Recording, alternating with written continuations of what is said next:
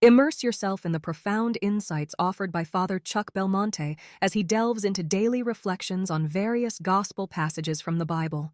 February 20th, Tuesday.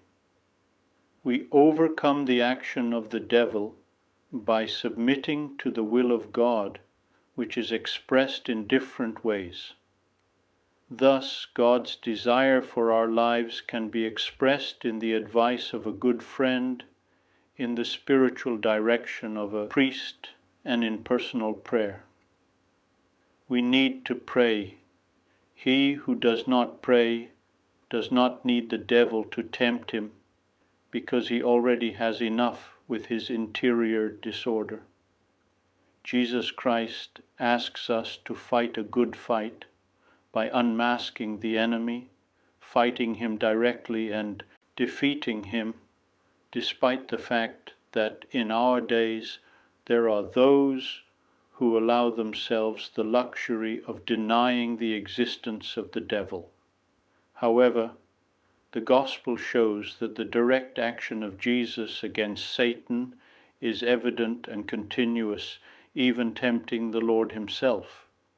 But he teaches us that we cannot dialogue with the devil because otherwise he confuses us, deceives us, and leads us to perdition. The devil is on the loose. Even in our days, the devil is on the loose.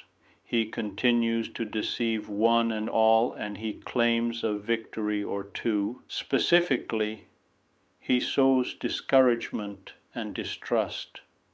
God calls us to full holiness and fills us with hope, but the devil continually sows in us the mistrust that you are not worthy, that it is not worth trying, so that we give up the high Christian vocation to which God calls us. And yet the diabolical action persists. It returns even if it is discovered and defeated. For this reason, the life of a Christian is a continuous struggle against the after effects of past sins, which incline us to evil, and against the devil who tries to turn us away from the path of goodness.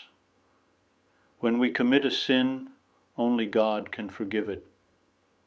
Only He, who is the one we have offended, can move us to tears for even our smallest infidelities.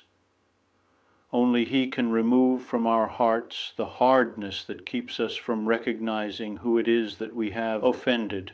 So, if He ever sends us suffering, we should see it as a divine crucible to purify our soul, and as a special opportunity to show true love and make up in some way for our previous lack of love. If God wills that we be struck down by some affliction, take it as a sign that He considers us mature enough to be associated even more closely with His redeeming cross.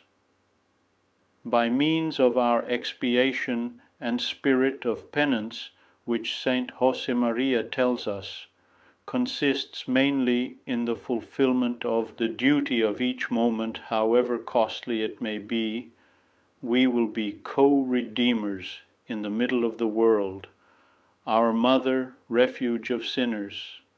Obtain for us from your Son true contrition for our sins and for the sins of all mankind. I would be delighted to extend another invitation for you to join me tomorrow, embracing the opportunity to once again immerse ourselves in the uplifting wisdom of Father Chuck as he guides us on our spiritual journey in faith.